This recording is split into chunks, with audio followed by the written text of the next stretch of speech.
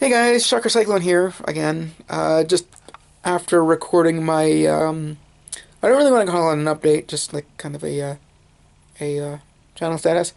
And before I got sick, like just before I got sick, or no, just started to get sick.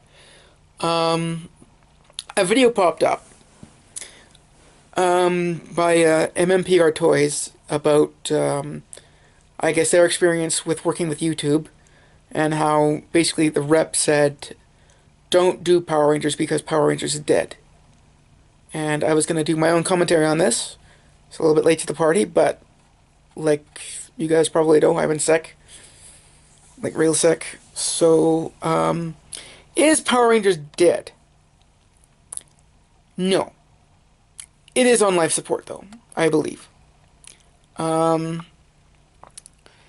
as most, if not all of you know by now, um, Bandai of America no longer does Power Ranger stuff.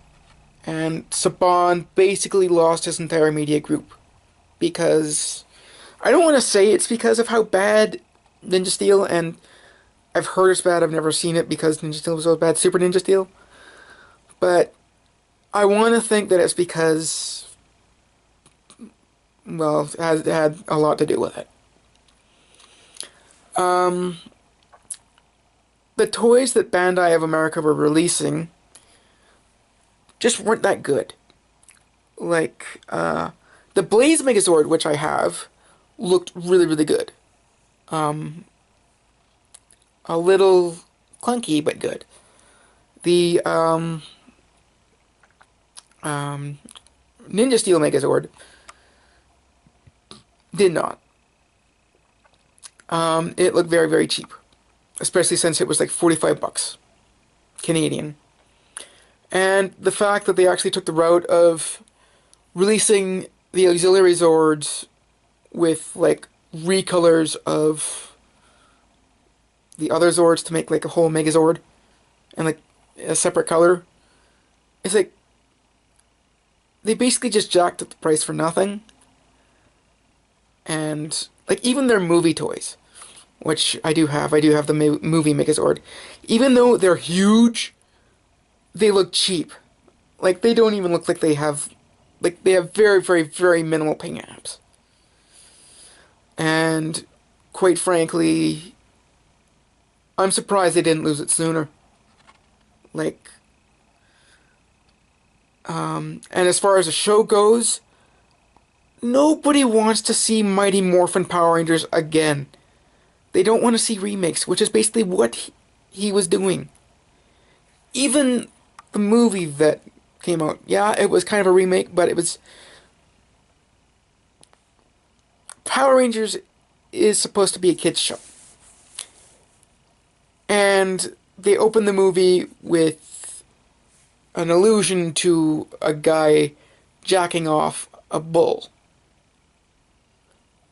Yeah. It was, and basically they even said that the movie was heavily inspired by The Breakfast Club.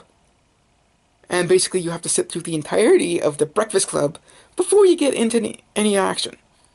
And even then, like, the action was make 5 minutes of suit battle and like 20 minutes of Zord battle. Um, and then with the whole, doing the whole high school kids get powers thing for like this, like, okay, I could see them doing it with Megaforce, being that Megaforce was supposed to be an anniversary show, and they actually, well, kind of made it work, but not really that well because it was relying too heavily on the nostalgia factor. But Ninja Steel could have been a lot better. If they would have went with what they did with Samurai, or even just like mixed it up a little bit like Dino Charge, it would have been awesome. Because, like with Samurai, they actually stuck by a lot of what happened in Shinkenger. But basically, when Samurai ended, they decided, well, it was pretty easy to see them not doing the angel bit, but instead of coming up with their own story for Megaforce, which, by the way, is kind of an interesting name. Super Megaforce, though, is like, like horrible. It's a horrible name. It always was. Anyway, um, at least back then the toys were still good. Like even the Megaforce Megazord, even that actually was a little bit more articulated than Go Say Great, because you can actually like move the wings, like bend the wings, which was kind of good, or at least move them back to make it look like he's diving. Um, but Ninja Steel, they actually had to put bullies in there. Not really bullies, but like some rich kid and his lackey. But yet everything they did was just horrible. Like you actually wanted them to die. Like you wanted them dead. Even though it was like a kid show, it's... yeah, they were that bad.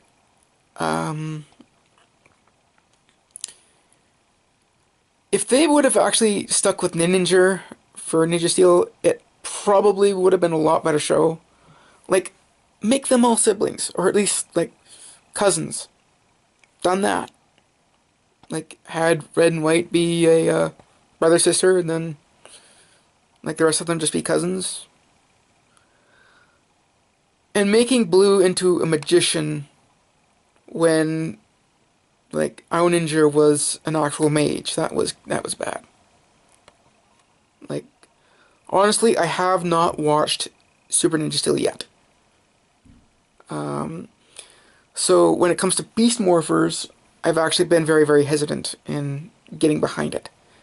Because yes, it's like the toys are done by Hasbro, and they actually have a pretty decent, I don't know about live action, but, you know, they did Transformers Prime, Robots in Disguise, and even like the My Little Pony Friendship is Magic. They've done that.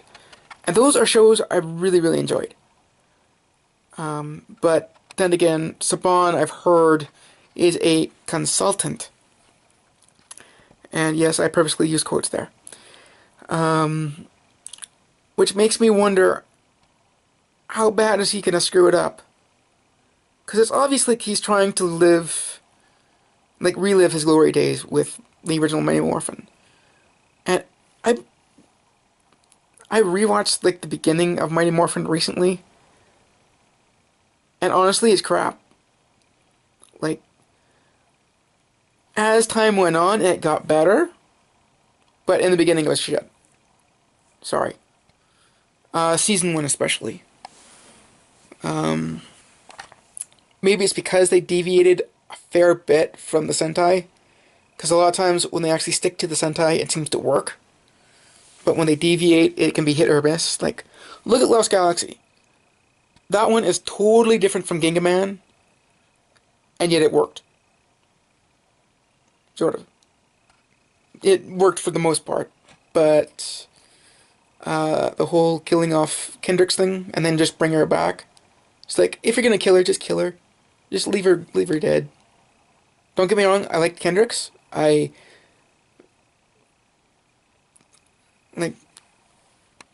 love that kind of look. I always did. Like, just basically, the nerdy kind. Glasses always kind of do it for me. And either, like, sweet British or Australian accents. I hear those and I melt.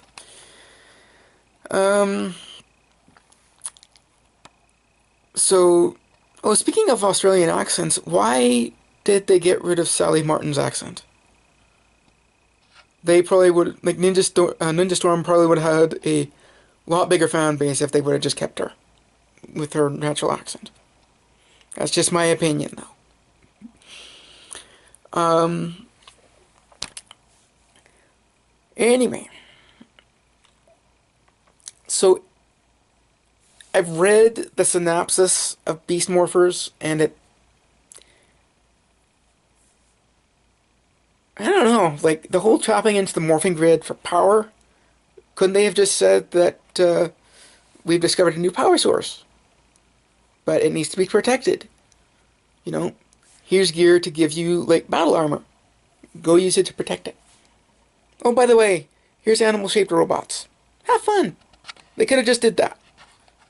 To me, the whole topping the morphing grid thing is,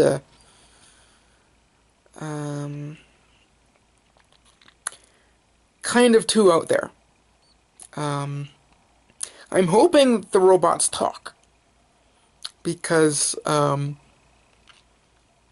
just the whole moment, a lot of the moments with, between Usada and, Gorisaki in the original were pretty good. And, like, Go Busters were pretty good. And, Beat J Stag, or, I think that was, like, the name they used. Anyway, Stag Buster. He was always good. Especially with the whole dynamic they had with him and Beat Buster. Which, by the way, it was really good to see Magic Yellow again for that one. And, like, I do have a lot of Go Buster stuff. I have, like, and I do want to get the Beast Morpher stuff because it looks really good. Like, the toys look really good, which is good because, like, that's one thing Hasbro knows how to do is toys. Make really good design toys. Like,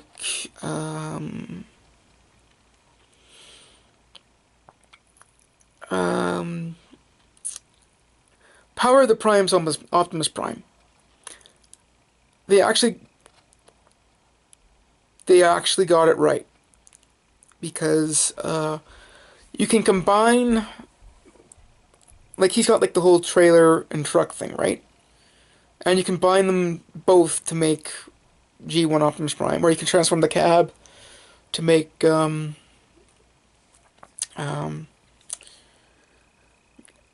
Orion Pax. That was awesome. Also, Optimus Primal, like, combined, he's Optimal Optimus.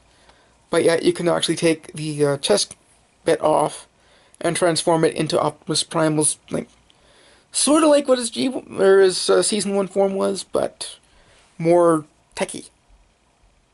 But instead of transforming into a gorilla, he becomes, like, some sort of, like, Cybertronian sled vehicle. It's kind of weird. And then when I saw, like, the Morpher, I was kind of impressed. Not so impressed with, like, the whole claws thing. Well, they do kind of look cool. The whole, like, cheetah Ruki sword, though. That is a bit much. I do like the fact that everything comes with a key that you can use in the Morpher to unlock new sounds. Like, that was one good thing about the Super Mega Force Morpher. Or even, like, the Mega Force Morpher. Or even, like, the Dino Charge Morpher, is that you can actually, like, put different things in and they would make different sounds.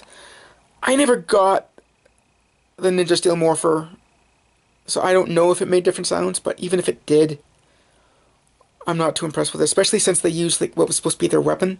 It's like, why can't they just use the swords? The swords were cool. They were a cool hinging device, in my opinion. Maybe a little too conspicuous to carry around, especially in a school. Can you imagine, like, high school kids carrying around swords in school? Like, the parent councils would just lose their mind. So anyway, like I said, the Morpher looks good. I don't know if they're doing, like, the camera or the, like, the camera gun or the, binocular sword as, like, an actual, like, what they were in Japan. I know you can get the binocular sword as, like, kind of like a roleplay thing, but it's, like, stuck. So like they added flame elements to the blade, made the blade a bit longer. So I don't know if you're actually going to be able to get like the whole Super Go Buster gun. I can't remember what they call it. The Zords look kind of... The stuff they had at Toy Fair were prototypes, but they look good, with the exception of Gorilla. Gorilla, for some reason, I didn't like the fact that it couldn't really... It doesn't really look like you can actually get it into, like, the blocky gorilla form. It's more or less just, like, a secondary robot that just looks like he... I don't know. Looks less gorilla, more brute. Like Robo-Brute. So... And also the beetle one, not the stag beetle, the stag jet. The golds kind of doesn't look that good. Don't get me wrong, I'm not expecting Super Sentai quality, because for Super Sentai you pay like about $80 to $100 for like a big robot, but $40 for like a little tiny add-on. And it's worth it, trust me. I don't know if they're going to be releasing the frog. I hope they do, because I love the frog. The frog was cute. She was actually in the Go Buster movie. And I did enjoy the character a bit. So like I was saying before, I hope that they actually do have the robots talking.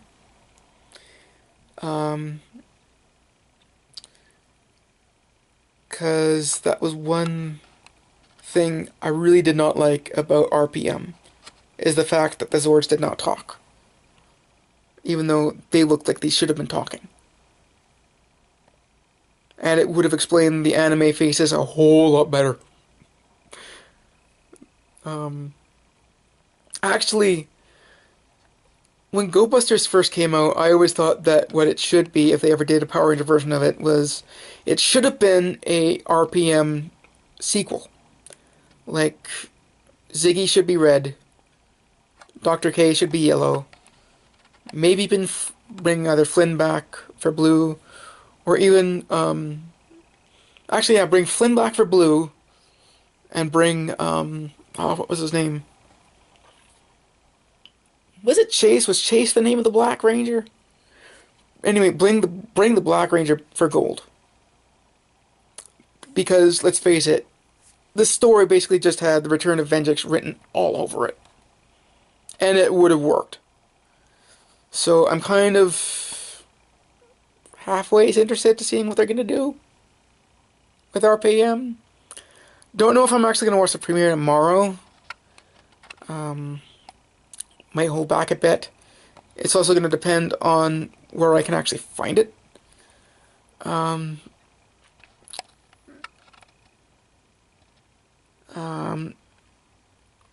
Like if they would actually put it up on Netflix, and start doing it like on a weekly basis, that would be good, because they do that with some stuff. Although most of the stuff they do, like with Netflix, most of the time they just release things in blocks. But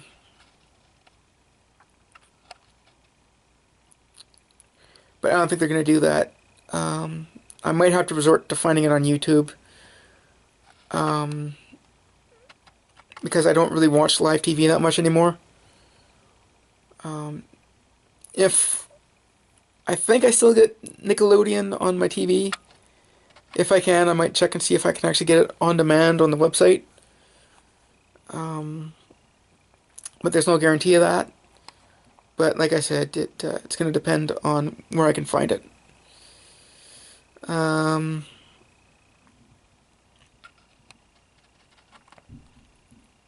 hoping the Blue Ranger looks like he has a little bit more character than what he kind of looks like in publicity images, though. Because he looks like your standard serious blue that you used to get for Super Sentai. Anyway, so hopefully I've remained on topic for this video. I know it might be long, but I kind of rambled. I ramble a lot. Has a lot to deal with social anxiety, because I do have social anxiety disorder. And basically sometimes I either ramble when I'm uncomfortable or I just run. Anyway, guys, that's it for me for now. This is the second video I've done today. Both are going to be going up like right now. Hope you guys enjoy them. If you like the video, like hit the like button, hit it hard. If you're not subscribed to me, please feel free to do so if you like what you've seen, because I do intend to do more videos like this. And I hope you guys enjoyed this video, and I will see you next time. Hopefully not in 3 months. Hopefully pretty soon. It's kind of depend on YouTube though, because YouTube's been kind of hostile to everyone lately. Anyway, guys, ShockerCyclone signing off. Bye bye.